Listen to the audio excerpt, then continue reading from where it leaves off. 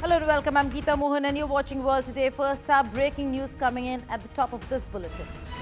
Now, President Trump had announced that he's going to make a major announcement on Russia-Ukraine. Donald Trump's mega statement from Oval Office was the addition of secondary tariffs on Russia of 100% if, and I quote him, we don't have a deal within 50 days.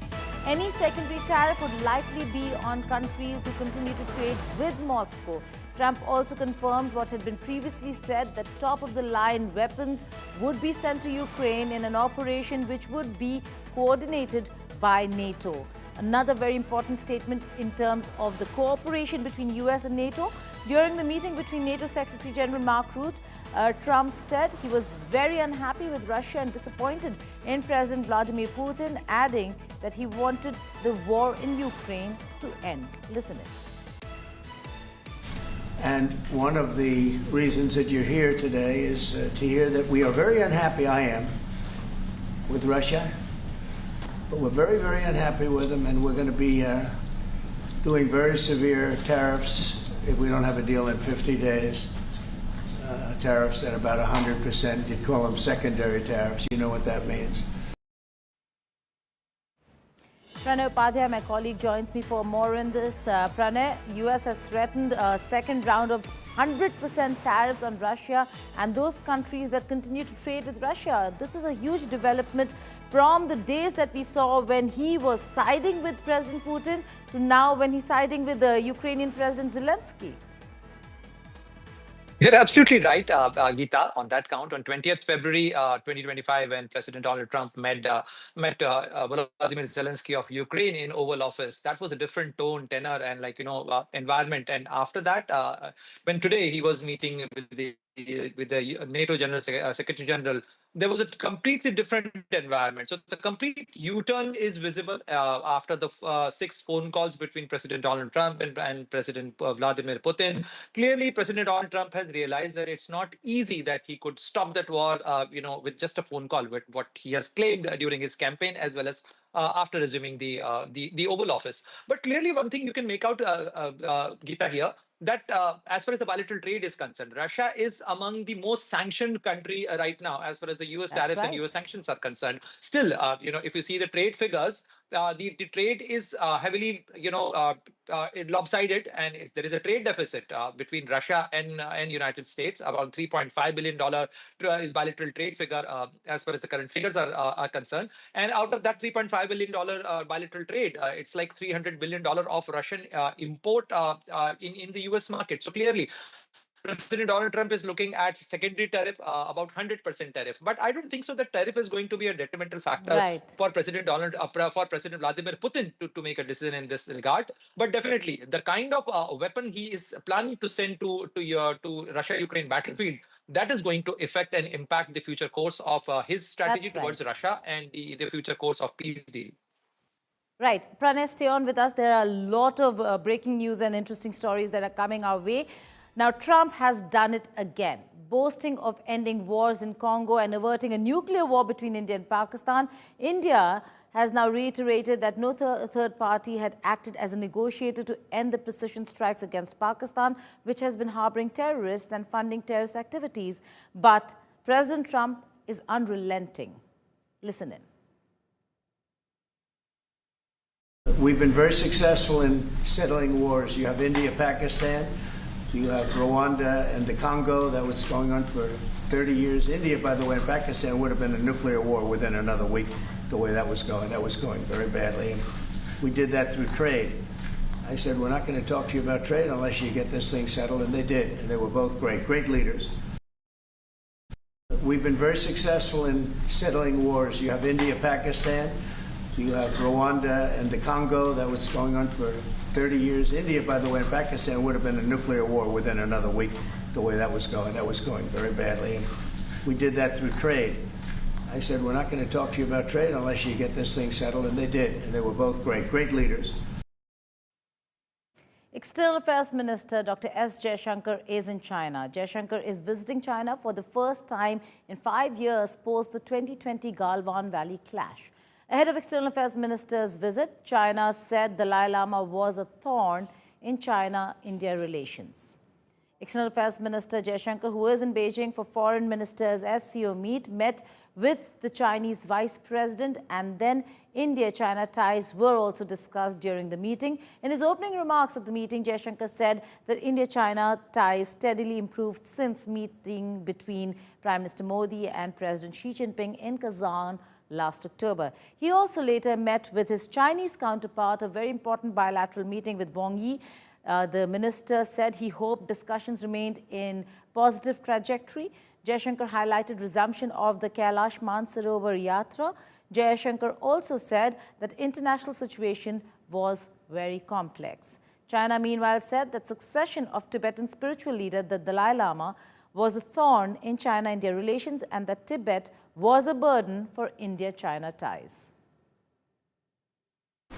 Excellency, our bilateral relationship, as you have noted, has been steadily improving since the meeting of Prime Minister Modi and President Xi Jinping in Kazan last October. I'm confident that my discussions on this visit will maintain that positive trajectory.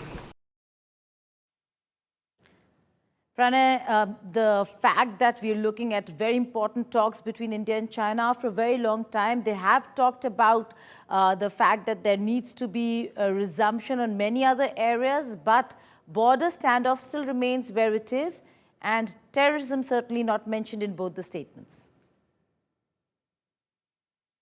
You rightly pointed out, Geeta, terrorism did not figure in both statements issued by the Chinese government and the Ministry of External Affairs. But there are certain other factors which did figure, especially about the trade and economic development related issues, especially the rare earth metals and India's concern regarding that. The transboundary river hydrological data issue that also figured because post Galwan incident, China has stopped sharing, and we have also reported it. Geeta, you broke this story on India Today that China is still not sharing the hydrological data, and External Affairs Minister Dr. Jaishankar, while visiting China and having a meeting with his Chinese counterpart, he also raised this issue. Besides that, the peace and tranquility on border should be maintained. This remains a key factor as far as the normalization of India-China relation. And the differences should not turn into dispute. This is the same thing which was stated by Prime Minister Narendra Modi when he had a meeting with Chinese President Xi Jinping. So clearly, these remains an issue of core concern for India. And the unresolved border or the line of actual control lending 3,488 kilometers, that remains an issue. And that's why India has repeatedly said this thing to Chinese side and Chinese leadership that till the time we resolve this border, but the peace and tranquility should be maintained on border, and that remains a core issue and sensitivity for India. But you would have noticed, Geeta, and since we were also discussing just a while ago, that how the Chinese statement has some tone of grandstanding, some tones of preaching that as a big brotherly preaching to India, that how India-China relations should be managed, how these two growing aspiring economies should behave and manage their disputes and differences. But clearly, we do not see a concrete action, and that's remained a question, Geeta. It's been almost 25 years of the SR level mechanism. Wang Yi, who's also a special representative for Chinese president, is due to visit India, and India has been expecting since 2006. The boundary resolution process is kind of stuck. So we are expecting China to show some, some concession or some progress at least, because political parameters are not yet being decided, and that remains an issue. Right, Pranay, thank you so much for joining us. Very important observation there. 3-4 paragraph statement by India, a very long speech by the Chinese when it comes to their press release on the meeting, preaching to India as to what needs to be done. How will this move forward? We'll have to wait and see. Now, there is an uproar in Trump administration after a memo released by the U.S. Department of Justice and the FBI over Jeffrey Epstein, claiming that he wasn't killed and had died by suicide, and there were no list of clients with the government agencies. Questions are now being raised over U.S. Attorney Pam Bondi's claims that list of Epstein was lying on her desk. Your memo and release yesterday on Jeffrey Epstein, it left some lingering mysteries. One of the biggest ones is whether he ever worked for an American or foreign intelligence agency.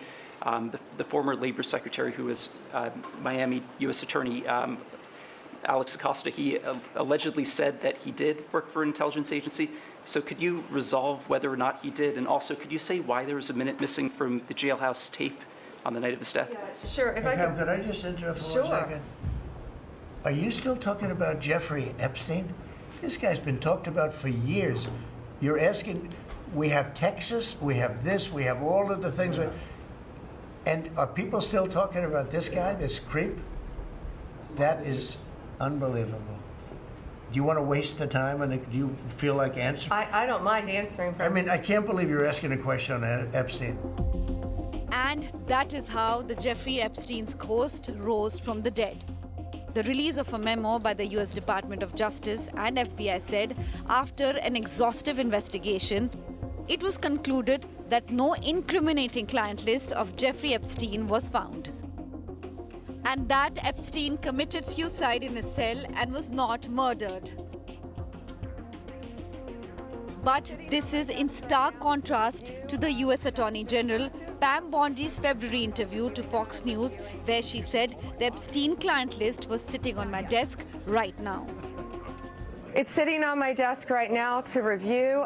That's been a directive. When confronted by a reporter during a cabinet meeting, President Trump lashed out, defending his Attorney General. Are you still talking about Jeffrey Epstein? This guy's been talked about for years. You're asking, we have Texas, we have this, we have all of the things. And are people still talking about this guy, this creep? That is unbelievable. Do you want to waste the time, and do you feel like answering? I don't mind answering. I mean, I can't believe you're asking a question on Epstein. As MAGA supporters criticized the Attorney General at Kirk's Turning Point USA Student Action Summit in Florida, President Trump defended Pam Bondi over the weekend on his Truth Social. Strong MAGA voices call for Bondi's resignation and a full transparency about Epstein files. As President Trump defends his Attorney General and also is trying to win over the MAGA supporters over the Epstein fallout, an infighting has broken out between the Department of Justice and the FBI. FBI Director Kash Patel and FBI Deputy Director Dan Bongino were confronted on this in a meeting. Post the meeting, FBI Deputy Director said that he was thinking of resigning and did not come to work on Friday. However, Kash Patel maintained that these conspiracy theories were not just true.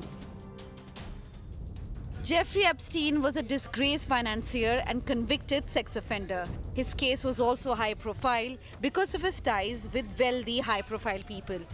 In August 2019, Epstein was found unresponsive in his New York City jail cell while he was awaiting trial. He was taken to a hospital where he was pronounced dead. His death was ruled a suicide. During the 2024 presidential campaign, Trump said he would consider releasing additional government files on the case. The MAGA supporters hoped that this will implicate other high-profile figures. With Mahashweta Lala, Bureau Report, India Today. The U.S. military, in cooperation with the Panamanian police, has begun a new series of military exercises aimed at protecting the strategic Panama Canal amid tensions over alleged Chinese influence along the prized trade route. The exercises began with the arrival of 3 U.S. military helicopters, 2 UH-60 Blackhawks and 1 CH-47 Chinook, which landed at the Panama Pacific Airport located on the site of the former U.S. base Howard. Michael Palacios, Deputy Commissioner of Panama's National Aeronautical Service, explained that the maneuvers aim to prepare Panamanian forces as well as regional partners to deal with any potential threats to the security and defense of the canal. Now, to discuss this and more, I'm being joined by a guest from Hudson Institute in Tokyo, Dr. Satoru Nagawa. Dr. Nagawa, thank you so much for joining us here on the network. Now, this is a very important exercise. It is happening amid concerns that the U.S. has with regards to Chinese influence growing in that part of the world. What do these military exercises really mean? This one and the one that happened a month ago? Okay, this is a very good question. Indeed, when we check the history of the United States, the U.S. policy towards the American continent, including Canada and to the southern tip of the South America, Latin America, uh, is different with American policy to other regions in the world. In this case, America feel more uncomfortable if the other powers intervene the situation in the American continent from north to south. So that's Yes. why when President Trump clearly say Canada is the 51st state of the United States, or Greenland is part of should be the part of the United States, and Panama, U.S. will get back. This is not just something situations outside of the American continent. This American feel this region is the region of the American interest. So that's why more serious we should think, and and America itself feel that this is serious too. But at the same time, President Trump's negotiation style is he chooses bilateral negotiation by using the intimidation. So when we hear the intimidation, of course everyone surprised because intimidation level is very high. But at the same time, still there is a space to slope through the negotiation because he tried to deal to get something generally. So that's why in case of Canada, he said yes, Canada should be the 51st state of the United States, but it hasn't happened yet. Greenland case, Panama case, always same. So that's why when we hear the intimidation of the President Trump, yes, this is the demand, but at the same time, this is intimidation. And the real interest of the United States is a little bit different. That is important. Dr. Nagao, then you just spoke about intimidation, and that's why I have to ask you this. President Trump spoke about reclaiming of the canal. Do you think Panama is cooperating with the United States of America with these military drills, so on and so forth? It's just because they do not want President Trump to act on those statements that he made of reclaiming the canal? Yes, that could happen because we can remember the history of the 1989 when U.S. intervened in Panama. That time, the dictator of the Panama smuggled the drugs to the United States, and this was the trigger of the United States to intervene in Panama as a self-defense. That is so they occupied it. It disbanded the army of the Panama, and now Panama only have something armed police, not military. So, view from this history, there is a possibility U.S. can intervene Panama militarily because it has happened in the past. So military exercise happened near Panama. Panama government remembers the history, and this is a very serious pressure for them, I think. But at the same time, because of this has intimidation. If the U.S. really want to invade Panama, of course they can do any time without exercises. Exercises means that this is coercive diplomacy, so which is still within the diplomacy, not a war. So that's why this is making pressure toward Panama. But at the same time, still the space is in the diplomacy. Diplomatic negotiation can solve the issue just now. If the Panama concede enough, of course, U.S. will not intervene. And indeed, the Panama government already think this is a serious issue, so they have already conceded. For example, the U.S. Navy can go through the Panama Canal freely, and the company who owned some facility of the Panama Canal, which is originally the company in the Hong Kong, but they cut the relation with them because the China's influence is pushing the United States to intervene in this issue.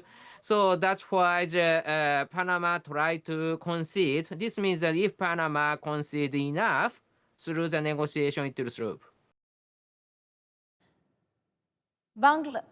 Dr. Nagawa, thank you so much for joining us here on the network. We'll keep coming back to you to share all the details on what's happening when it comes to the US military drills. Now, Bangladesh's interim chief advisor, Professor Mohammad Yunus, initiated what many are referring to as mango diplomacy with India. A consignment of 1,000 kilograms of Haribhanga mangoes, a highly prized variety cultivated in northern Bangladesh, was dispatched to Indian Prime Minister Narendra Modi. Apart from Prime Minister Modi, Yunus is also gifting mangoes to West Bengal Chief Minister Mamata Banerjee and Tripura Chief Minister Manik Saha, the leaders of two of Indian states that border Bangladesh. The gesture is being seen as part of a broader diplomatic effort by the current caretaker administration in Dhaka to re-engage New Delhi. The mangoes followed a diplomatic exchange earlier in June when Prime Minister Modi sent Eid al-Adha greetings to the people of Bangladesh and to Dr. Yunus. In a return letter dated June 6th, Yunus noted Prime Minister Modi's message that reflects the shared values and the connect between the two nations. The ongoing conflict between Israel and Hamas has inflicted catastrophic damage upon Gaza, with entire neighborhoods reduced to rubble and civilians struggling to access food and clean water. Local health authorities report that over 58,000 people have been killed and more than 100,000 injured since the outbreak of the war 21 months ago. And now we have places where children were going to take water being attacked by the IDF. Here's a report.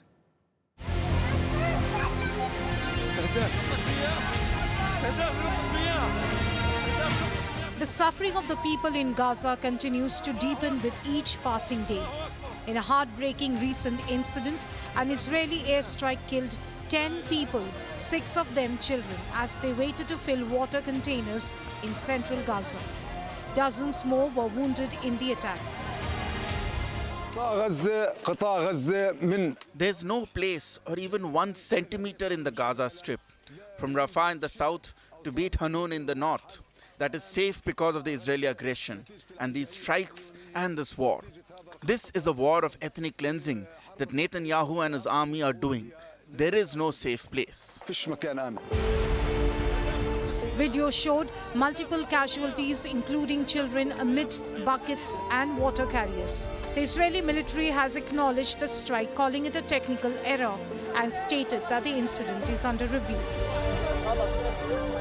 Earlier, at least 31 Palestinians were shot and killed while making their way to an aid distribution point in Gaza.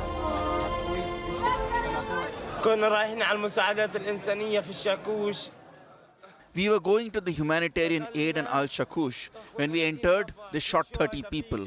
There are many martyrs and wounded there.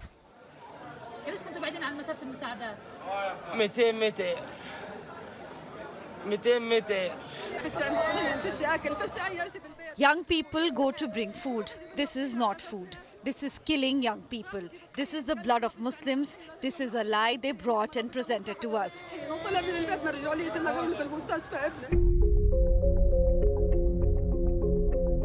The deaths come amid a continued deadlock in ceasefire negotiations, with no breakthrough following 2 days of meetings between US President Donald Trump and Israeli Prime Minister Benjamin Netanyahu.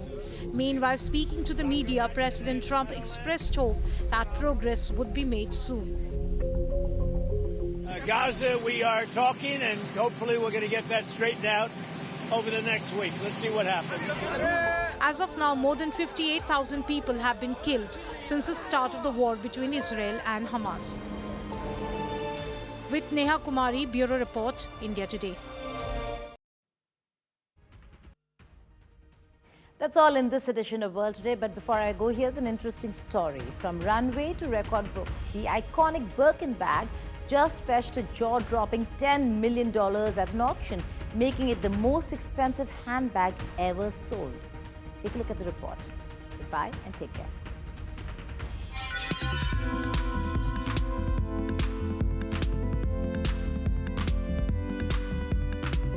To most, it seems like just another scratched leather handbag. But to fashion collectors, it is a masterpiece. A legendary Birkin bag has just shattered records, selling for a mind-blowing $10 million, or approximately 85 crores, at an auction, making it the most expensive handbag ever. What began as a €1 million bid quickly spiraled into a 10-minute bidding war amongst 9 elite collectors, eventually won by a private buyer from Japan. Sotheby's confirmed the frenzy, saying after weeks of anticipation, the bidding opened at €1 million, prompting a gasp from the room. The previous record, an Hermès Kelly 28 in diamond-studded crocodile skin, sold for $513,000 at Christie's in Hong Kong back in 2021. The Birkin just blew that record out of the water.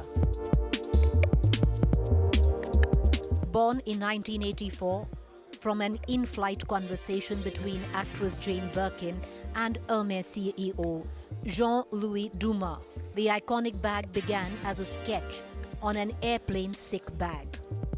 Today, it's not just a handbag, it is a symbol of timeless luxury, status, and craftsmanship. With Sujata Sharda, Bureau Report, India Today.